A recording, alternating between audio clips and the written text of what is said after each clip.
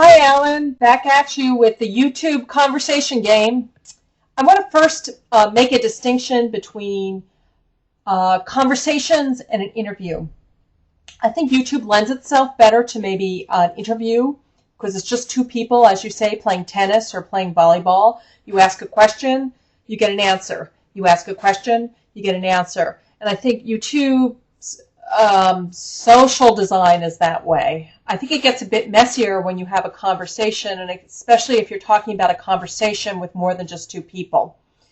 And that gets into the same kind of messiness that you might find online and the need for some, moderation techniques, such as summarizing the conversation, encouraging others to join in. So it's not just a bunch of people watching us have a dialogue together, but can actually participate. And I just think just because of the interface design, that with YouTube, I think that could be an issue.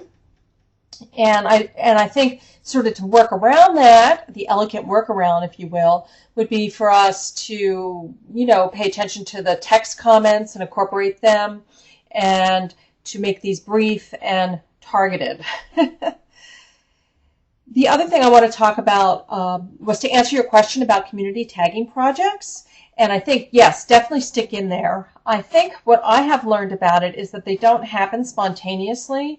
Yes, a community can grow up around a tag, and it can bring new people into your group that you may not otherwise have happened, but I think it needs a little seeding first. And that means that you have to use the social networking tools that are available in the tool itself, like through Flickr or Delicious or YouTube, and find out the people who are already tagging content in the area that you're tagging and bring them into it. The other thing I think is important to display the results, to see the result of all this tagging, so that attracts more people and more people get involved.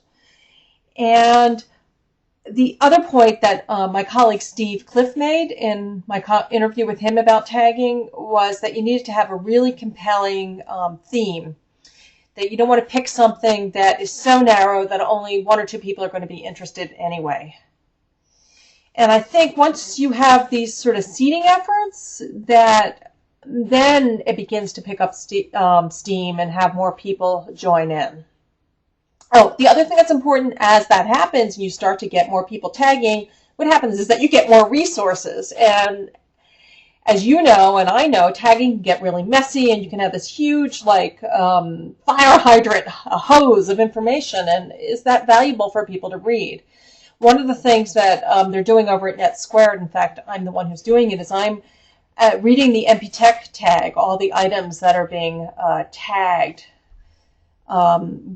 MPTech, which is basically my colleagues or other people in the field think it's of interest to our field. I'm picking those out and doing a content analysis or a theme analysis, or just picking out the good stuff and writing a weekly column about that over at NetSquared. We'll see if that's useful, if that encourages more people to tag, if more people are reading that. Who knows? It's all an experiment. Well, I work at home, and I need to go take my shower too. It's almost 5 o'clock. Bye.